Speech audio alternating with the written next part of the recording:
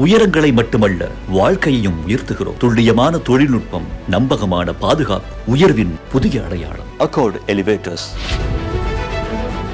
6 மாசமா Iran withstand பண்றாங்க இந்த சண்டையை. ஆனா இந்த பொருளாதாரத்திலிருந்து பவுன்ஸ் பேக் பண்ணி மீண்டு வர்றது அப்படின்றது அவ்வளவு சுலபமா இருக்க போறது இல்லைன்ட்டு. போர் முடிஞ்சிருச்சான்னா ஆயுத போர் ஹோல்டில் இருக்கு. அது எக்கனாமிக் வார். அதை ஆரம்பிச்சிருக்காங்க. அமெரிக்கா ஈரானை என்ன பண்ண அவ்வளோ பண்ணுறாங்க. அப்போது $1 ஈக்குவல் டு கிட்டத்தட்ட 15 லட்சம் ரியால்.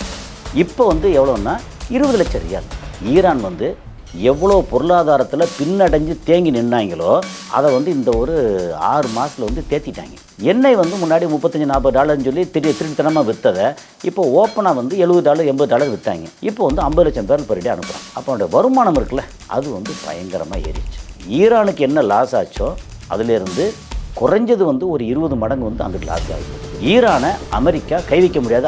அடிக்கலாம், மேலேருந்து இன்னும் வான்படையை வச்சு அடிக்கலாம். அவன் திருப்பி அடிப்பான், ஒன்றும் செய்ய முடியாது. இந்த மிடில் ஈஸ்டில் அமெரிக்காவோட கை இறங்கிருச்சு.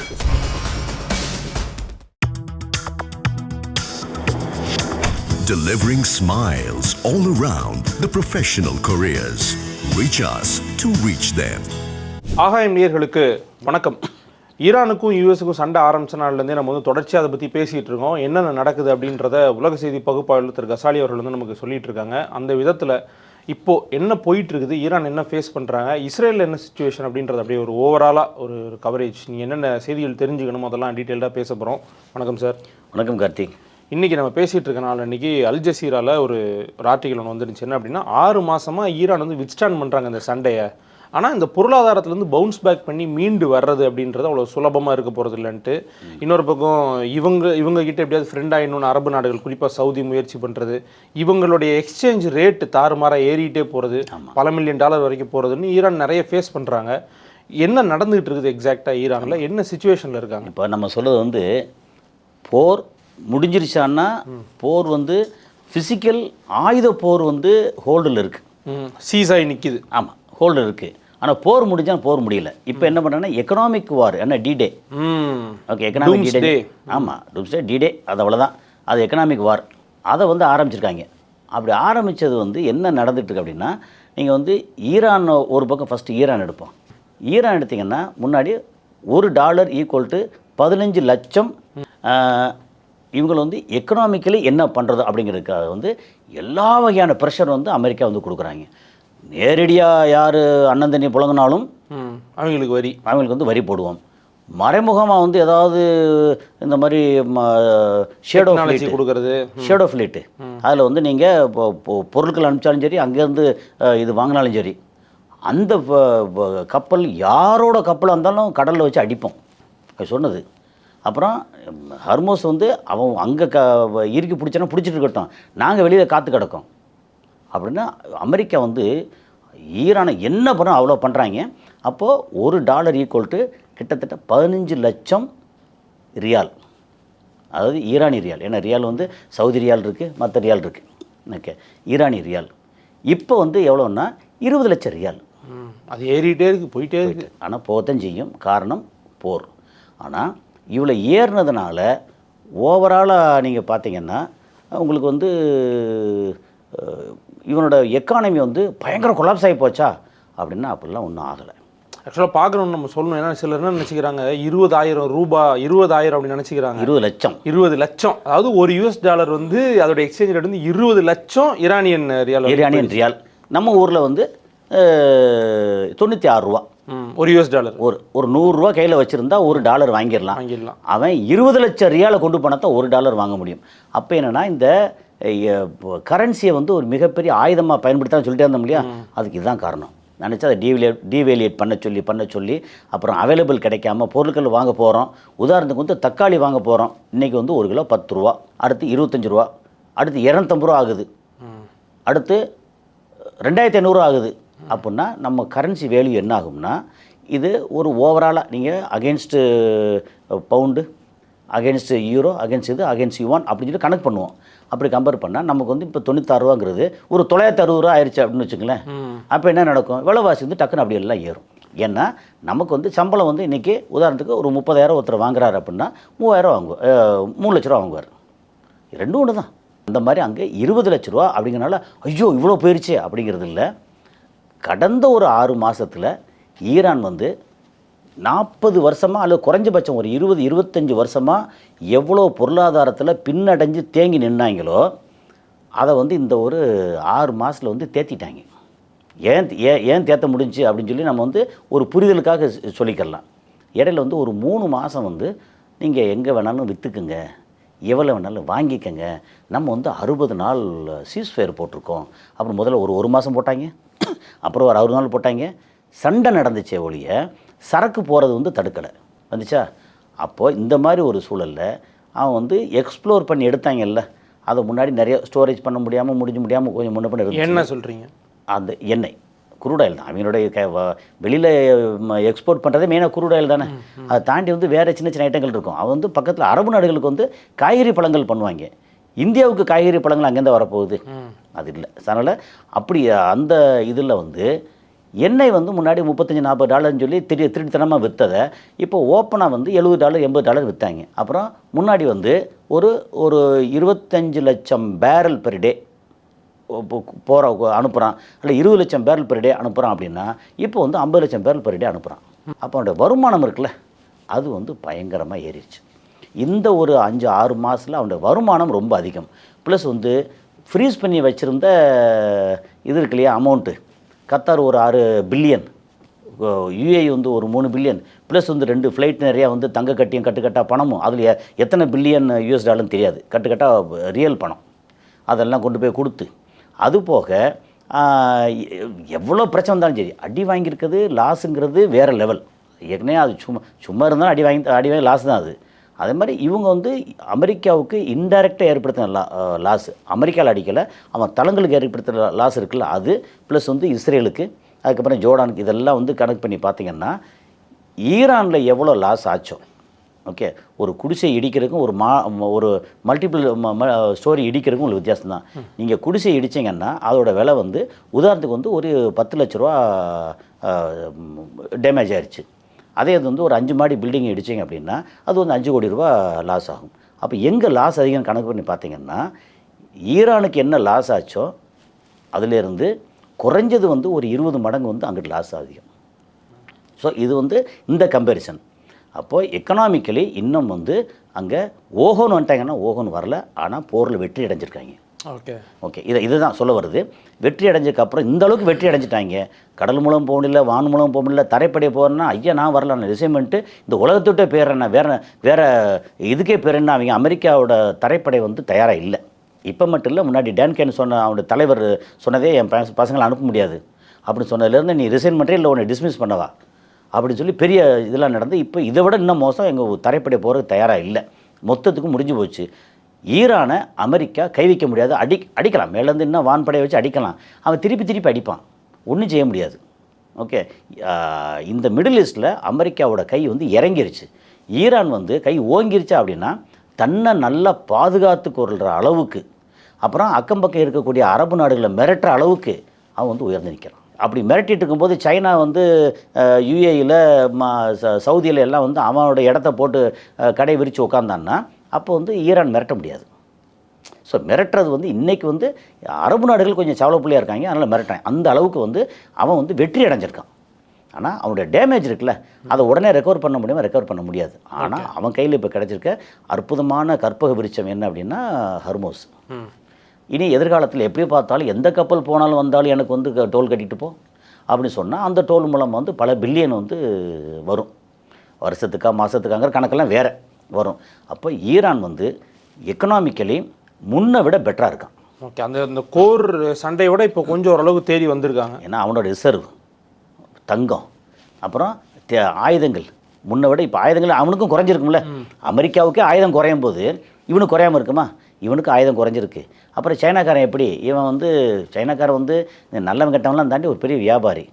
உனக்கு எண்ணெய் இவ்வளோ கூட உனக்கு வந்து நீ எண்ணெய் வந்து $70 $80 ரேட்டு போட்டு கொடுத்தேன்னா நான் முன்ன மினரல்ஸ் எலக்ட்ரானிக் ஐட்டம் வந்து உனக்கு வந்து ஒரு $100 பதிலாக வந்து $200 உனக்கு விற்பேன். அவ்வளோதான். எப்படி கொடுக்கல் வாங்கல் எப்படி பார்த்தாலும் சைனாக்காரன் கரெக்டாக கணக்கு பண்ணிடுவாங்க. என்ன பண்ணாலும் முன்னாடி வந்து பர்ச்சேஸ் பண்ணுறதுக்கு கடனில் வாங்கணும், அல்லது அடுத்து இன்னும் ஒரு 2 வருஷத்துக்கு எண்ணெயை நீ வாங்கிக்கோன்னு சொல்லி நீ வந்து அங்கே வாங்கணும். இப்போ அப்படி இல்லை, நான் வந்து இவ்வளோ எண்ணெய் வந்து உனக்கு தந்திருக்கேன், அதுக்கு இன்றைக்கி இவ்வளோ இதை கொடு அப்படின்னு கேட்டு வாங்க முடியும். அதே மாதிரி இராணுவ பலம், எக்கச்சக்கமான அளவுக்கு இராணுவ பலம். முன்னை விட வந்து அவங்களுக்கு இராணுவ ஆட்களுக்கு வந்து கொஞ்சம் சோறு போடலாம், சம்பளம் கொடுக்கலாம், எல்லாம் பண்ணலாம். அதே மாதிரி இவனோட இப்போதைக்கு பெரிய ஒரு விஷயம் அவனுக்கு ஈரானோட பாசிட்டிவான விஷயம் என்னென்னா, அங்கே வந்து இந்த உளவு ஆட்கள் இருக்காங்கல்ல, மொசாட் அண்ட் சிஐஏ கிட்டத்தட்ட எராடிகேட் பண்ணியிருக்காங்க. ஓகே, நிறைய பேரை எக்ஸிக்யூட் பண்ணாங்க. கடைசி இப்போ ஒரு 2 வாரத்துக்கு முன்னாடி சிஏ காரணம் பண்ணாங்க. அப்புறம் ஃப்ரான்ஸோட மேக்ரோன் இருக்கலாம், அவனோட ஆளை வந்து தூக்கி போட்டாங்க. எல்லாம் நடக்குது. எவன் ஒருத்தர் இந்த மாதிரி பண்ணனா தூக்குறான் அவனை அப்படின்னு உயிர் பயம் மனுஷனுக்கு இருக்கும்ல. அப்படி பார்த்தா ட்ரம்புக்கே இருந்துச்சு. இந்த இதில் ஓடினதெல்லாம் பேசணும், சோத்து வண்டியில் போனதெல்லாம் பேசணும். அதனால் உயிர் பயம் எல்லாருக்கும் உண்டு. ஓகே, அந்த மாதிரி ஒரு சூழலில் இப்போ ஈரான் எக்கனாமிக் டீடேன்னு சொல்லி நீங்கள் வந்து எண்ணத்தை போட்டாலும் ஈரான் அவன் இன்னும் 2 வருஷத்துக்கு எங்களால் சமாளிக்க முடியும் அப்படின்ற அளவுக்கு ரிசோர்ஸை வந்து ரெடி பண்ணிவிட்டு அதை வெளியே அனௌன்ஸ் பண்ணவும் செய்கிறான். நீ வந்து போட்டுக்க, நான் பாட்டுக்கு உட்காந்துருக்கேன், எனக்கு சோறு இருக்குது, எனக்கு வசதி இருக்குது, என்னை அடித்தா திருப்பி அடிக்கிறதுக்கு என்கிட்ட ஆயுதம் இருக்குது, நான் எல்லாம் தயாராக இருக்கோம். எங்கள் மக்கள் வந்து நீ புரட்சியெல்லாம் பண்ண மாட்டாங்க. ஏன்னா புரட்சி கலவரம் பண்ணுறதுக்கு வெளியே வந்து உள்ளே வந்து பணம் கொடுத்து பண்ணுறதுக்கு வழி இல்லை. அமெரிக்கா வந்து இனிமேல் பணம் கொடுப்பாங்கன்னா அவனே வந்து 40 ட்ரில்லியன் கடனில் இருக்கான், 4000 லட்சம் கோடி கடனில் இருக்கா. அப்புறம் அவன் கடன் அதிகமாக இருக்குது, அவன்கிட்ட வந்து ஆயுதங்கள் குறைவாக இருக்குன்னா இஸ்ரேலுக்கு கொடுக்க முடியல. இஸ்ரேல் வந்து அங்கே வாங்கி அடிச்சுக்கிட்டு இருந்தான். இப்போ அங்கேருந்து வரத்து குறைஞ்சிருச்சு. இப்போ திரும்பவும் அடித்தான் அப்படின்னா இங்கே ஆயுதம் குறைஞ்சி போச்சுன்னா அவன் வந்து மொத்திடுவான், வந்து சோழி முடிஞ்சு. கடைசியில் இஸ்ரேல் வந்து அடுத்து இன்னொரு வெஸ்ட் பேங்க் கூட இல்லை, இன்னொரு காசாவாயிரும் இஸ்ரேல். அப்படி சொல்லல அவன் வந்து கொஞ்சம் வெயிட் பண்ணிட்டு உட்காந்துருக்கான். அவனுக்கானது அக்டோபர் 27க்குள்ளே வந்து எலெக்ஷன் நடத்தி ஆனுமேட்டு அவன் பதட்டத்தில் உட்காந்துருக்கான். அப்புறம் ஒரு பக்கம் வந்து என்ன தான் பண்ணாலும் உள்ள கேன்சர் வந்து அந்த ஆளுக்கு நெதன்யாவுக்கு க்யூர் ஆன மாதிரி இருந்தாலும் அது லேசாக ஒரு சின்ன ஒரே ஒரு செல் இருந்தாலுமே திரும்ப பரவிடும். அதில் வேறு திரும்ப ட்ரீட்மெண்ட் எடுத்துகிட்டு இருக்கதா அவர் சொல்கிறாங்க. இது வந்து இங்கே ஈரான் இந்த இதில் அப்புறம் ஈரான் வந்து இப்போவும் யுஏஇக்கு என்ன சொல்லிட்டாங்க, ஒரு போன வாரம் அந்த 2 மிசைல் வந்து விழுந்துச்சுல, விழுந்தோடனே உங்கள்கிட்ட நோ டிரான்சாக்ஷன் சொல்லி அனௌன்ஸ் பண்ணாங்கல்ல, அந்த அனௌன்ஸ் பண்ணால் ஈரானுக்கு வந்து பெரிய அடி.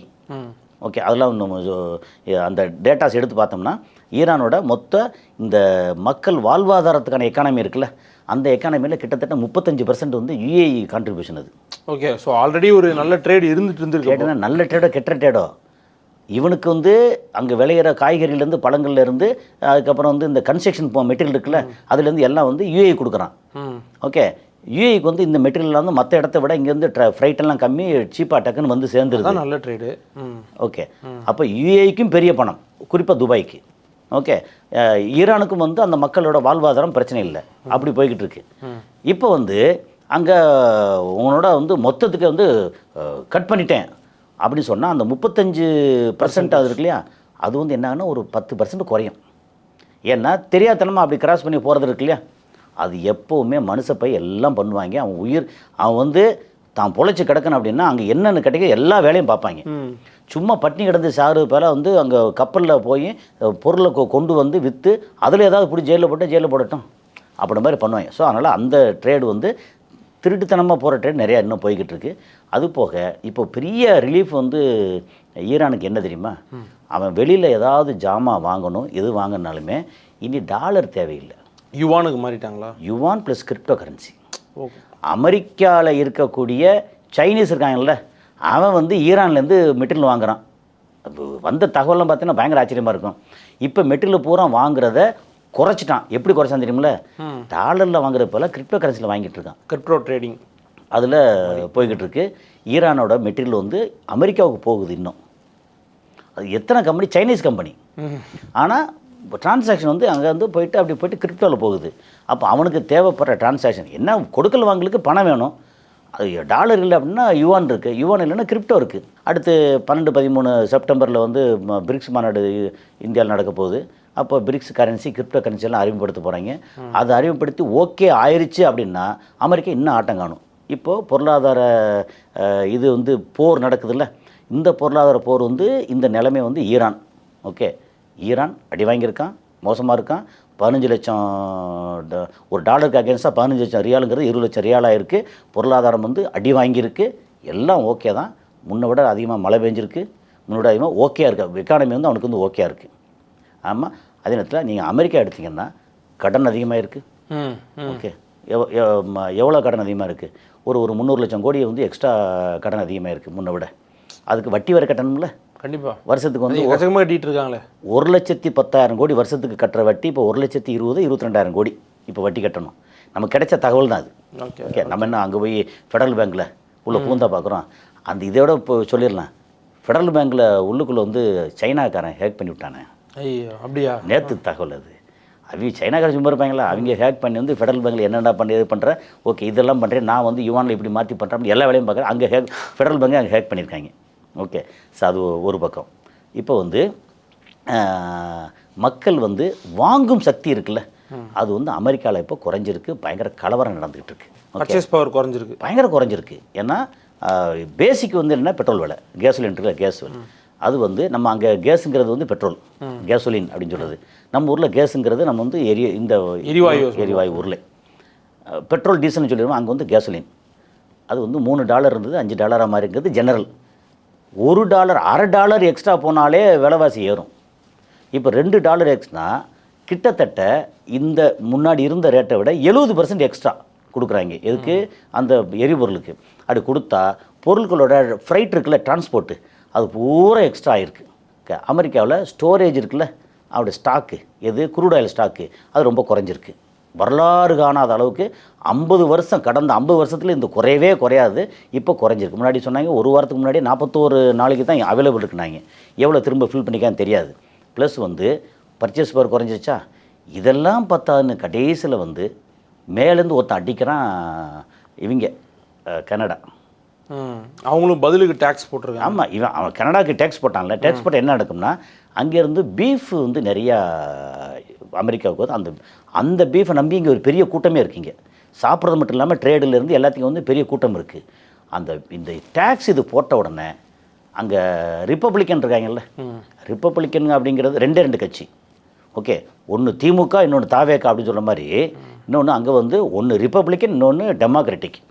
இன்றைக்கி ஆட்சியில் இருக்குது ரிப்பப்ளிக், நேற்று இருந்த ஜோ பைடன் ஆட்சியில் இருந்தது டெமோக்ராட்டிக். ஓகே, இப்போது இவன் ஏதாவது நாங்கள் டேக்ஸ் போட்டு ஏதாவது பிரச்சனைனா டெமோக்ராட்டிக் திட்டுவாங்க. இப்போ முதல் முறை என்ன பண்ணியிருக்காங்க தெரியுமா, போடா அப்படின்னு சொல்லிட்டு சென்சார்லாம் பண்ணுறீங்களே. ஆமாங்க, அது பார்த்தா எஃப் ஆரம்பித்து யார் ரிப்பப்ளிகன்ஸ் வந்து ட்ரம்ப்பை திட்டிருக்காங்க. வந்து வேலை இதே இல்லை போட்டாங்களா. ஆமாம், அதில் அவங்க பூரா வந்து எஃப் ஆரம்பித்து டேஸாக போட்டு அவன் திட்டில் வந்து எல்லாம் வந்து நிலகுலைஞ்சு கிடக்காங்க.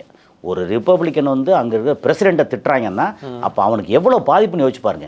ஏன்னா அங்கே இருக்கக்கூடிய செனட்டு, மேயரு எல்லாம் இருக்கட்டுமே, வெளியே போனாங்கன்னா மக்கள் செருப்பாக அடிப்பாங்கல்ல. என்ன பண்ணிகிட்ருக்க நீ, வந்து இஷ்டத்துக்கு பண்ணிகிட்ருப்ப. அங்கே வந்து ஒரு 10 யூத கம்பெனியும் அந்த ட்ரம்ப்பும் வந்து சம்பாதிக்கிறதுக்கு நாங்களாக பலிகடை ஆகணும் அப்படின்னு. இன்னொன்று, அங்கே வந்து கிட்டத்தட்ட 60 to 65 லட்சம் யூதர்கள் இருக்கிறதா தகவல். அவ்வளோ பேரையும் ரெஸ்ட் ஆஃப் மக்கள் இருக்காங்கல்ல, 70% மக்கள், ரெஸ்ட் ஆஃப் மக்கள்னால் கிட்டத்தட்ட 33 கோடி பேர். 34 கோடி பேரில் 65 லட்சம் யூதர்களை விட்டுருங்க, விட்டாச்சுன்னா 33 கோடி பேருக்கு மேலே. அதில் 70% யோசிச்சு பாருங்கள். அப்போ 22 கோடி பேர் யூதர்களை வெறுக்கிறாங்க. அப்போ வெறுக்க ஆரம்பித்தா என்ன நடக்கும்னா, அவனோட டீல் பண்ண மாட்டாங்க. இது யூத கம்பெனியாக வேணாம்பாங்க, உடனே நடக்காது. ஆனால் மனசுக்குள்ளே கொஞ்சம் கொஞ்சமாக ஏற்றுவாங்கல்ல. அப்படி மொத்தத்துக்கு உலகத்தோட இதில் வந்து சேஞ்ச் ஆகி அமெரிக்கா உள்ளுக்குள்ளே வந்து பெரிய அந்த எக்கனாமிக் டீடே வந்து அவன் எங்கே போட்டானோ அது அவன் கண்ட்ரியை வந்து ரொம்ப தாக்கிட்டு நிற்கிது. இதை வந்து சைனாவை வேடிக்கை பார்க்குறான். சைனா மேலேயும் வரி போட்டால் நான் திரும்பி வரி போடுறேன் அப்படின்னு சொல்லிட்டு அவன் வேறு மாதிரி அவன் ப்ளே பண்ணுறான். இதுதான் இன்றைக்கி நடக்கக்கூடியது. ஒன்லி இந்த போர் நடந்துக்கிட்டு இருக்கு. ஆனால் இது வந்து பொருளாதார போர், மாற்றம் பெற்றிருக்காது. ஆமாம், பொருளாதார போர். இந்த இடத்துல இன்னும் இந்தியா வந்து இன்னும் வேடிக்கை மட்டும் பார்க்க. இந்தியா வந்து எந்த இடத்துலையும் போகலை. சைனாவுக்கு அகேன்ஸ்டாக பேசலை, ஈரானுக்கு அகேன்ஸ்டாக பேசலை, அமெரிக்காவுக்கு ஆதரவாகவும் பேசலை. ஓகே, எல்லா இடத்தையும் இந்தியா வந்து கரெக்டாக வேடிக்கை பார்த்துக்கிட்டு இதுதான் கரெக்டு அப்படிங்கிறது தான். நமக்கு இருக்க சிச்சுவேஷன் நம்ம என்ன பண்ணுமோ அது டிப்ளமேட்டிக்காக பண்ணிகிட்ருக்கோம். ஓகே சார், இந்த செய்திகளை தொகுத்து சொன்னதுக்கு ரொம்ப நன்றி.